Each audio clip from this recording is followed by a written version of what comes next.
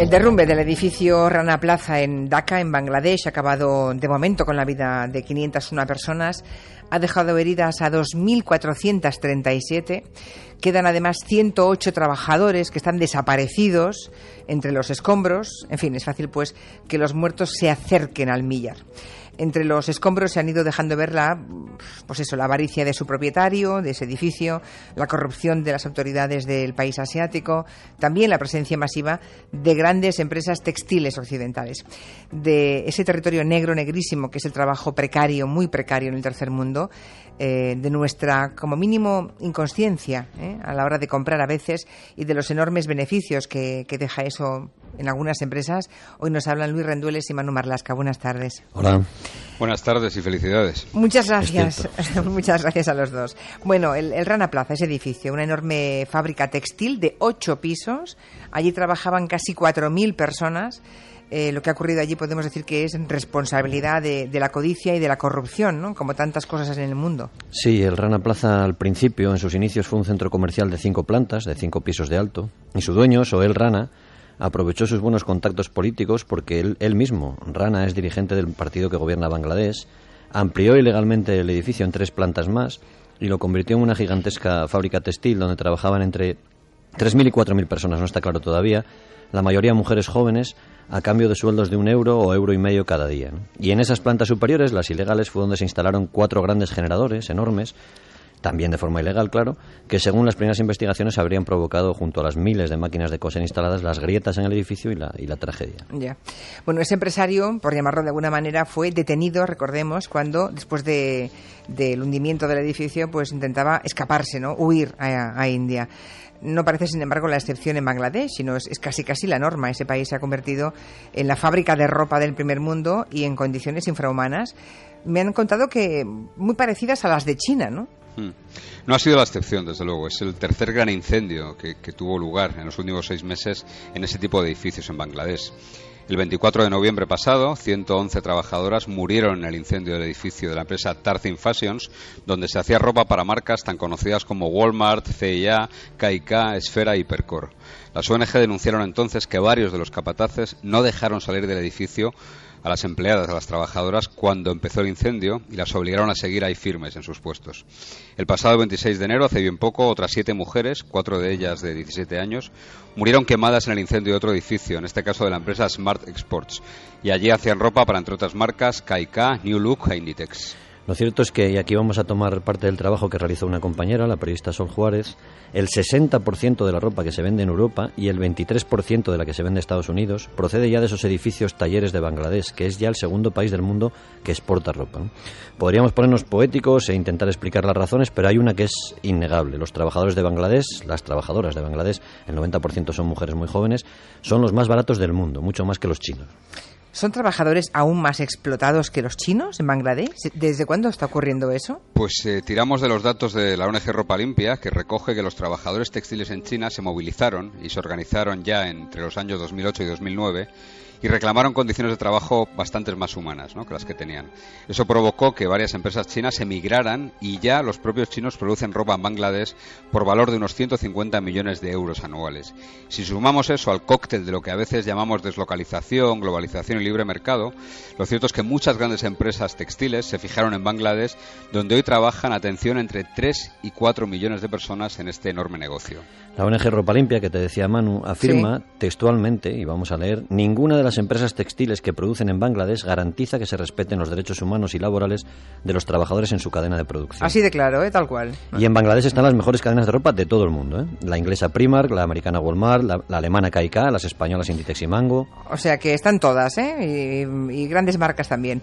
Podemos saber cómo, sabemos cómo es el día a día para una de esas mujeres jóvenes adolescentes, sería en nuestro país, ¿no? Allí no, pero aquí son adolescentes, que cosen y cortan lo que después va a ser nuestra ropa, porque habéis dicho que el 60% de la ropa que se vende en Europa se hace allí, en Bangladesh. Sí, tanto la ONG Ropa Limpia como Isidor Boix, que es todo un experto de comisiones obreras y de la Internacional Sindical, un tipo dedicado a vigilar y prevenir estos desmanes, nos han pintado un cuadro bastante sombrío allí. Los días son larguísimos en esos edificios fábrica de ropa de Bangladesh. Se trabaja entre 10 y 14 horas al día, 6 días por semana. Tienen 2 descansos breves para comer y para la merienda cena, a cambio de un sueldo que ronda entre €1 y €1,5 al día.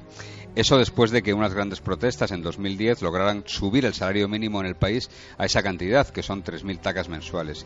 Y eso también en las temporadas tranquilas, por supuesto. Temporadas tranquilas, o sea, ¿hay temporadas peores de las que acabáis de describir? Sí, cuando en las tiendas de Alemania, el Reino Unido y España, que son los 3 países europeos por ese orden que más ropa encargan a las fábricas de Bangladesh, hay rebajas, semanas de ofertas o cambio de temporada, cambio de colecciones, las trabajadoras de Bangladesh tienen que aumentar más su jornada laboral, ¿no? En lo que se llama ahí picos de producción, allí trabajan, obviamente por el mismo sueldo, hasta 16 horas al día y se suprime uno de los 2 días de descanso. Descansan solo 2 días al mes, no 4 como hacen habitualmente. O sea, trabajan 28, 29 días al mes. Eso es. ¿Y cuándo empezó este sistema? Porque recuerdo que España, bueno, recuerdo yo y todos los oyentes, España era antes una enorme potencia en el sector textil, ¿no? En los años 80 todo se fabricaba aquí y vivía muchísima gente de la industria textil. Sí, aquí se ponen de acuerdo todos, coinciden todos, sindicatos, ONG y hasta la patronal, ¿no?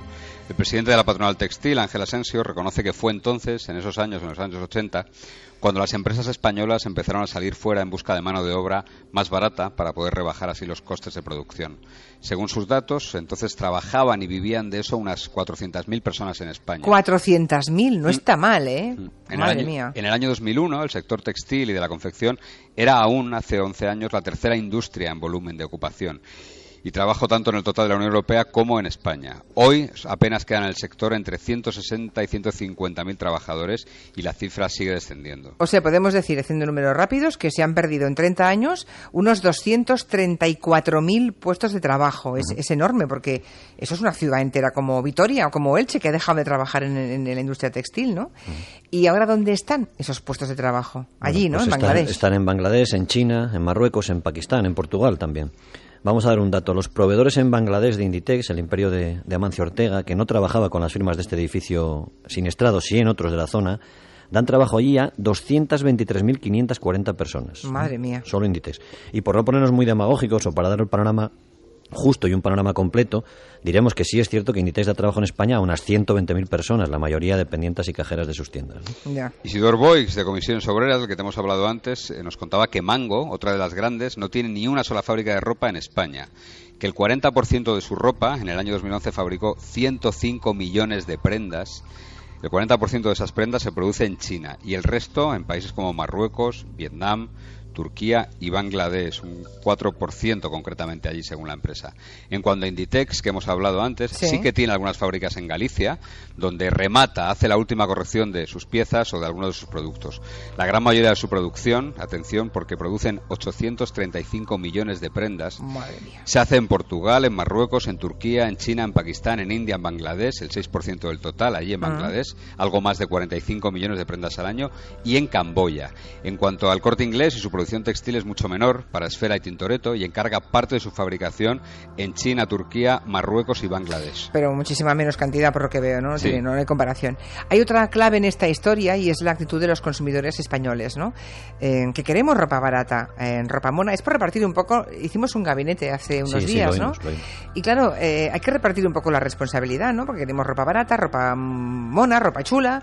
Queremos que haya ropa diferente. Los jóvenes se cansan enseguida de las cosas que se compran. Colecciones nuevas, cada 15 días quieren ver las tiendas cambiadas. Cuando yo era pequeña había una colección de verano y una de invierno, y ahora cada 15 días te cambian los escaparates. Sí, eso es así, la gente lo reclamamos eso, y eso es cierto, ¿eh? Y todos tenemos parte Sí. de culpa. El experto de Comisiones Obreras nos decía que fue una demanda de los consumidores y que fue Zara la primera marca que detectó ese afán de los consumidores españoles de cambio constante, ¿no? De colecciones. Y que luego otras marcas han tratado de imitarla debido al éxito que tuvo, ¿no? Y el diagnóstico de este experto sindical es que si los consumidores seguimos reclamando ropa nueva y barata cada 15 días y diferente, él tiene un diagnóstico muy tajante. Él dice que es imposible ofrecer colecciones nuevas a 8 euros la camiseta cada 15 días haciendo esa ropa con las condiciones laborales del primer mundo. Y el señor Bosch es un sindicalista curtido y veterano, en fin, que algo de responsabilidad tenemos también los consumidores, aunque pueda parecer utópico pedir ahora a la gente, a los ciudadanos en el peor momento, ¿no?, de la crisis, que miren las etiquetas y que no compren ropa barata. Yo lo entiendo, es que no es fácil. Sí, es muy complicado, pero lo que pasa es que sí que debemos saber lo que implica eso, ¿no? Al menos saberlo, sí. Claro. Carlos Cordero, que es consultor y director del Observatorio de Responsabilidad Social, nos contaba en su reciente visita a Bangladesh y nos decía que resulta impresionante ver durante el camino desde el aeropuerto a la ciudad esa zona franca que se llama zona de procesamiento de exportaciones, con cientos de edificios, miles de personas trabajando en esos 100.000 talleres de la capital y solo 18 inspectores que vigilan, que se cargan de la seguridad. Cordero insistía en que somos nosotros los que pedimos esa ropa nueva, esa ropa diferente cada 15 días y prefería pensar que no sabemos las condiciones reales de la gente que trabaja allí. Bueno, hemos visto el panorama, muy complejo, pero no sé... Así las cosas, ¿qué se podría hacer? ¿Tendrían que irse las grandes empresas textiles españolas y europeas de Bangladesh, dejar Bangladesh? Porque puede que tenga consecuencias negativas también. No, nadie quiere eso, ni siquiera las propias trabajadoras de allí, ni las ONGs siquiera, ¿eh? Que ellas dicen que vivirían mucho peor sin esos talleres tan poco humanos, digamos, con el concepto de aquí, pero que por otra parte son los mejores del país, ¿eh? Porque hay otros talleres en Bangladesh aún peores, en los suburbios, ¿eh? Más esclavos y miserables. Sí, las casas de las mujeres que trabajan en las fábricas de la zona franca son todavía peores que sus fábricas, que son su modo de vida. Recordemos, de casi 4 millones de personas. Esas fábricas representan ya para el país 15.000 millones de euros al año, más del 80% de todas sus exportaciones. 17 de cada 100 euros que se mueven en Bangladesh de su PIB, de su Producto Interior Bruto, corresponde a ese sector. Puede ser una comparación odiosa y quizás poco proporcionada, pero es casi el mismo porcentaje que representaba en España la burbuja de la construcción inmobiliaria justo antes de la crisis. En fin, entiendo que defendéis que las grandes empresas europeas pues se queden en Bangladesh, que sigan allí, que sigan encargando ropa allí por el bien de esa gente, pero ¿se ha intentado alguna vez eso en algún país o no? Sí, las grandes marcas occidentales abandonaron lo que antes se llamaba Birmania, ahora Myanmar, hace unos años debido a la corrupción de la dictadura militar comunista que había en Birmania, y a que no se hacía nada por mejorar las condiciones laborales de la gente, ¿no? O sea, es posible plantarse también ante eso. Sí, Isidor Boix nos explicaba que fue todavía peor ese remedio, que la miseria y las hambrunas de la gente en Birmania se agravaron mucho más, que su nivel de vida bajó y que hace unos años las empresas volvieron a petición del propio régimen birmano. Bueno, entonces, que estamos atrapados. Bueno, aceptemos que seguimos fabricando entonces y comprando ropa en Bangladesh porque su vida sin ese trabajo esclavo aún es peor. ¿Pero qué se puede hacer entonces? ¿Se está haciendo algo o miramos para otro lado? No, sí que se está haciendo, se están haciendo algunas cosas, aunque a veces sea, como pasa en otros terrenos, a golpe de tragedia, ¿no? Empresas que fabrican allí, que hacen parte de su producción allí, como el Corte Inglés o Primark, la británica Primark, ya han garantizado el pago de ayudas a las víctimas de esta última tragedia en concreto y de las anteriores a través de un fondo con ONGs locales gestionado por ellas. O sea, además, las empresas van a pagar una parte. Sí, ya están pagando, ¿eh? Además de esas ayudas que hay que poner en valor, porque son ayudas... No son como en Occidente, esas ayudas salvan vidas de verdad, cientos de vidas en un día, ¿no? Ya.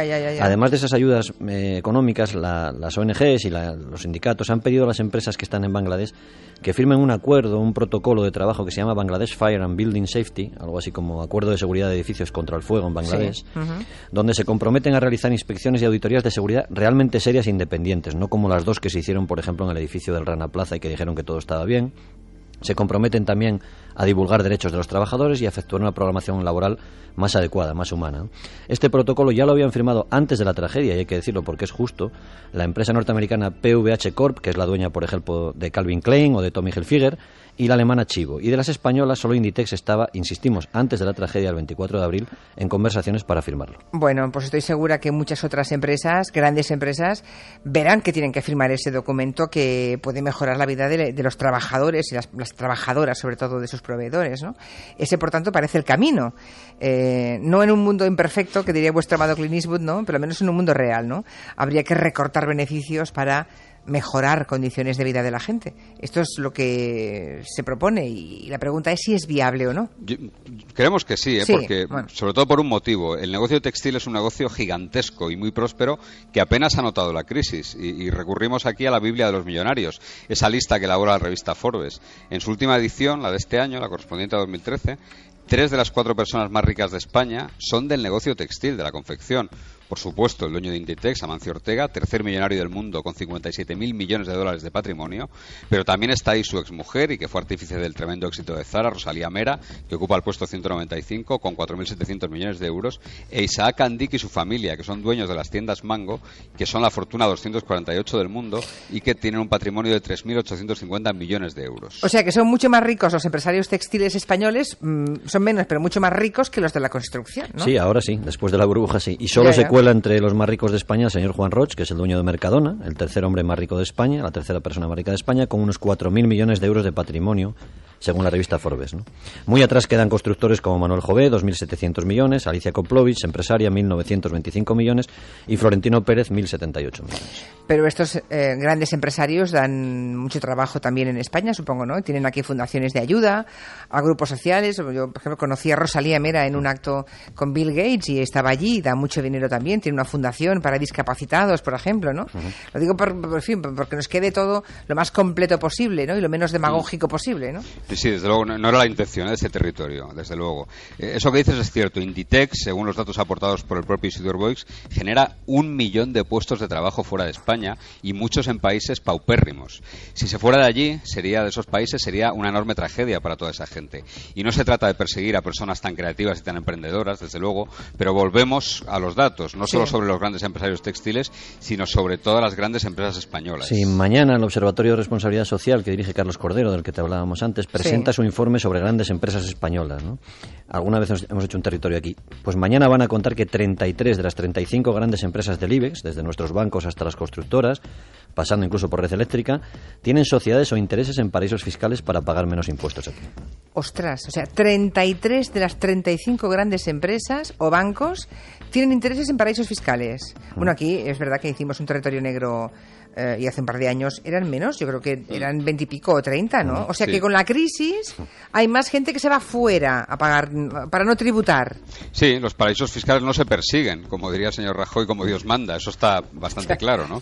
Pero los autores del estudio, encargado por el gobierno, atención, que este estudio lo encarga el propio gobierno, afirman que quizás es que simplemente ahora tienen mejor métodos para descubrirlos. Es tema para otro territorio, desde luego, pero diremos que según este estudio, las dos empresas que parecen más limpias o que están libres de pecado en paraísos fiscales son SACIR, la constructora, e Indra, la tecnológica.